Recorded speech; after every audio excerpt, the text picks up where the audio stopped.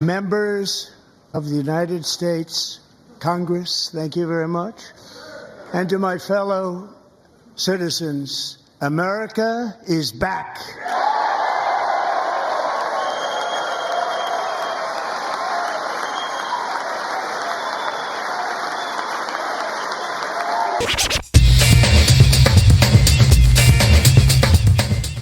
Hello, how's everybody doing? This is Kathy. Welcome back to my channel.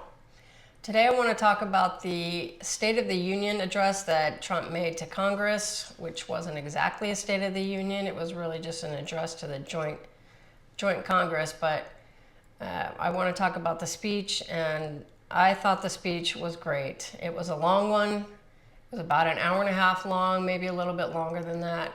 But I watched it from start to finish, and I loved it. I mean, Trump's been in office for about 43 days, and he outlined a lot of things that he has done in a very, very short time. And I just thought the speech was great. Now, there were some really interesting moments. He had a lot of guests that he brought in, told their stories. The Democrats acted crazy, and we'll get to that. But let's start off with what happened right at the very beginning with Representative Al Green from Texas.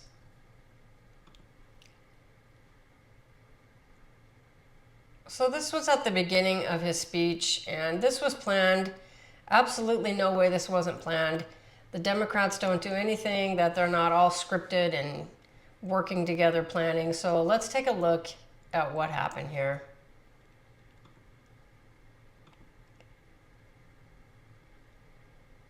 A 41-point jump.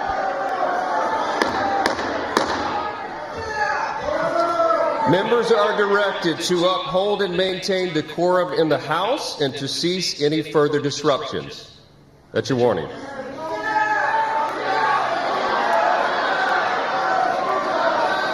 Members are engaging in willful and continuing breach of decorum, and the chair is prepared to direct the Sergeant-at-Arms to restore order to the joint session.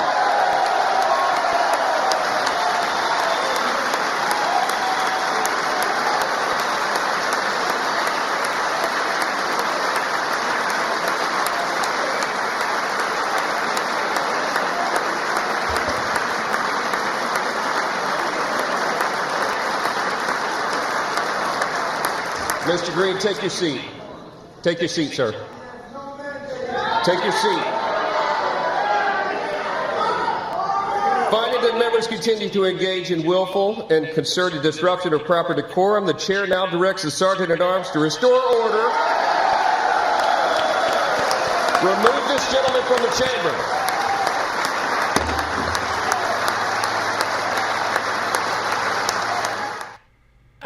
What is the point of this? If you don't want to be there, if you think Trump is just terrible, then why are you there? What's the point of causing this scene? It didn't do them any good. Now, another one of the orders that Trump has signed is banning men from competing in women's sports in college and in the lower level grades in school. And I think the majority of the people are for that. I mean, why would you be against that? But let's listen to what he said about it. I also signed an executive order to ban men from playing in women's sports.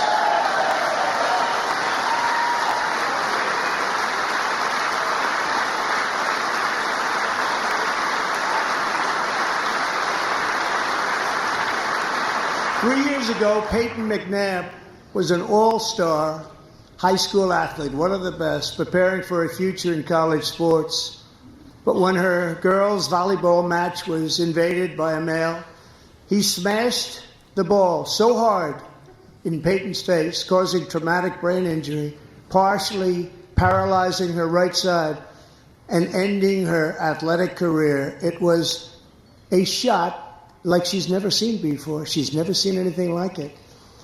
Peyton is here tonight in the gallery, and Peyton, from now on, schools will kick the men off the girls' team, or they will lose all federal funding. The way it should be.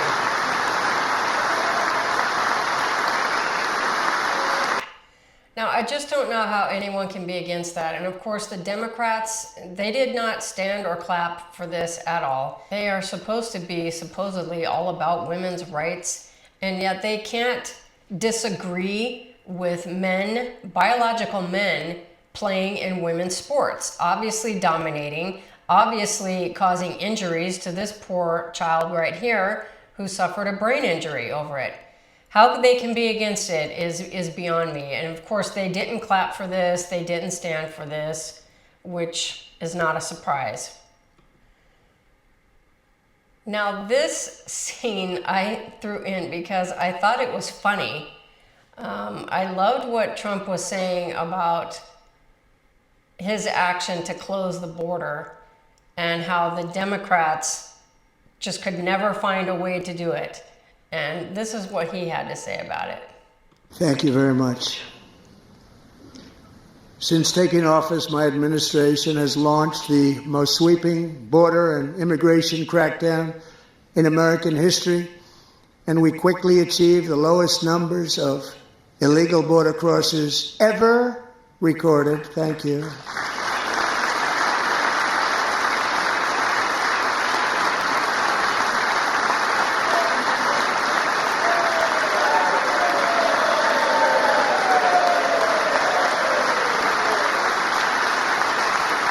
The media and our friends in the Democrat Party kept saying we needed new legislation, we must have legislation to secure the border.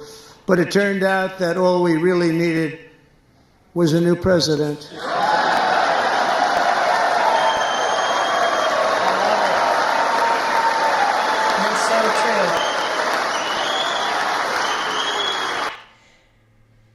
true. Now, I don't know if you caught that, but let me see if I can play that back. None of the Democrats are clapping for this. Now, when Joe Biden was in office, yes, they kept saying Congress needs to pass a law. They need more funding. They need more legislation to shut the border down, which was completely untrue. They knew it was true. The bill that went in that would have done something about closing the border was full of other things that were a waste of money. So along with supposedly closing the border or helping to secure the border, they had a lot of other trash in there, and that was not going to pass. Joe Biden could have closed the border if he wanted to. He did not want to. Neither did the Democrats. They wanted to let the illegals continue to pour in to our country for God knows what reason. And it's been a disaster. And as Trump just said, all we needed was a new president who wanted to close the border, and that's what he did. And I, for one, am extremely happy about that. So because of the open border policy, we got a lot of criminals, gang members, rapists, child molesters just flooding into this country. And of course, I knew this was going to happen. A lot of people did. Americans became victims of these people. And this was one of the mothers that Trump highlighted at the address. And let's hear what he had to say. But there still is much work to be done. Here tonight is a woman I have gotten to know, Alexis Nungari from Houston. Wonderful woman. Last June, Alexis's 12-year-old daughter, her precious Jocelyn, walked to a nearby convenience store. She was kidnapped, tied up, assaulted for 2 hours under a bridge, and horrifically murdered. Arrested and charged with this heinous crime are two illegal alien monsters from Venezuela, released into America by the last administration through their ridiculous open border. The death of this beautiful 12-year-old girl and the agony of her mother and family touched our entire nation greatly. Alexis, I promised that we would always remember your daughter, your magnificent daughter, and earlier tonight I signed an order keeping my word to you. One thing I have learned about Jocelyn is that she loved animals so much. She loved nature. Across Galveston Bay, from where Jocelyn lived in Houston, you will find a magnificent national wildlife refuge, a pristine, peaceful, 34,000-acre sanctuary for all of God's creatures on the edge of the Gulf of America. Alexis, moments ago, I formally renamed that refuge in loving memory of your beautiful daughter, Jocelyn. So, Mr. Vice President, if you would, may I have the order?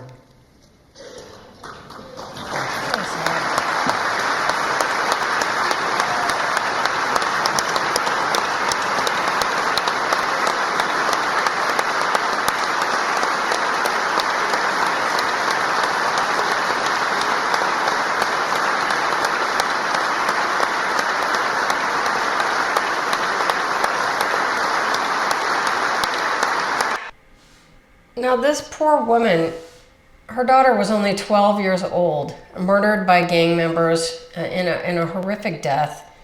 And I just thought that was beautiful to honor her. He also honored Laken Riley, and her mom and her sister were also there. Another tragedy, another woman who was brutalized, attacked, and murdered by another illegal alien gang member, and it just didn't have to happen. If Biden would have closed the border, it wouldn't have happened. Of course, a situation like this that's very heart-wrenching, her mom is almost in tears. The Democrats cannot stand up. They cannot cheer for that. They cannot clap for that. They can't have any sympathy or show humanity for these people who lost their children, or for the children who lost their lives. So this next video that I'm putting in is just Trump's humor, and I found it to be pretty funny myself. So let's see what he had to say here. Weaponized government where, as an example, a sitting president is allowed to viciously prosecute his political opponent, like me. How did that work out? Not too good. Not too good.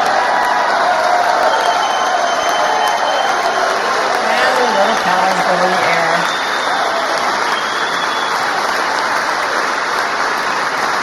This is disgusting. Funny. Now, this next clip was one of the most touching moments of the night, in my opinion. Trump honored a little boy who is battling brain cancer and who wants to be a police officer. So this is what he did to honor the little boy.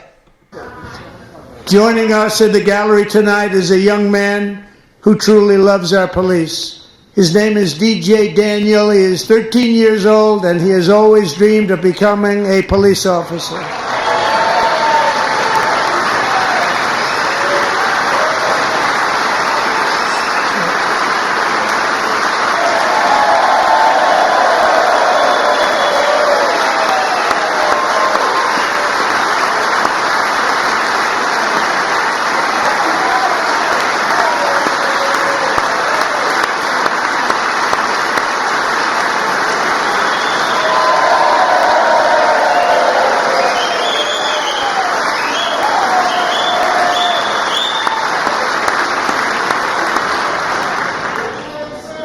I just want to say throughout that, all of that clapping and cheering, none of the Democrats could stand up, clap, cheer, show any kind of sympathy for a young man who is fighting brain cancer and wants to become a police officer when he grows up. They're just heartless. But in 2018, DJ was diagnosed with brain cancer. The doctors gave him 5 months at most to live.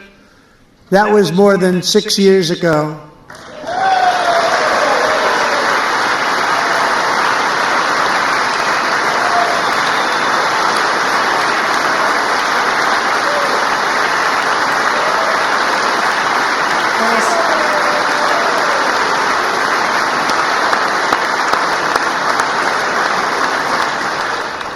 Since that time, DJ and his dad have been on a quest to make his dream come true, and DJ has been sworn in as an honorary law enforcement officer, actually a number of times. The police love him, the police departments love him, And tonight, DJ, we're going to do you the biggest honor of them all.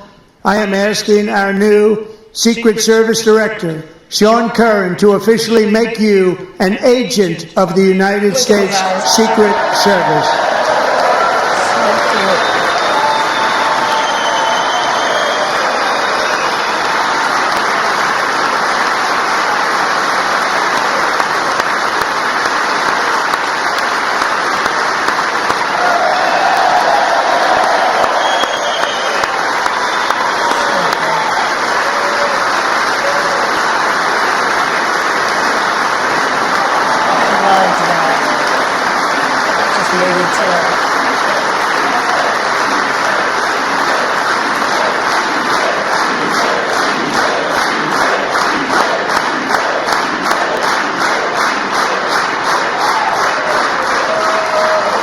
Thank you, DJ. I mean, just so sweet and so touching, unexpected. And of course, the Democrats could not stand for him, could not clap for him. It's really just a disgrace. But let me show you the one time that the Democrats did clap. Once again, this is a disgrace to me. End the savage conflict in Ukraine. Millions of Ukrainians and Russians have been needlessly killed or wounded in this horrific and brutal conflict with no end in sight. The United States has sent hundreds of billions of dollars to support Ukraine's defense with no security. We're the only ones clapping for the war to Do you want to keep it going for another 5 years? Right. Yeah, you would say Pocahontas says yes.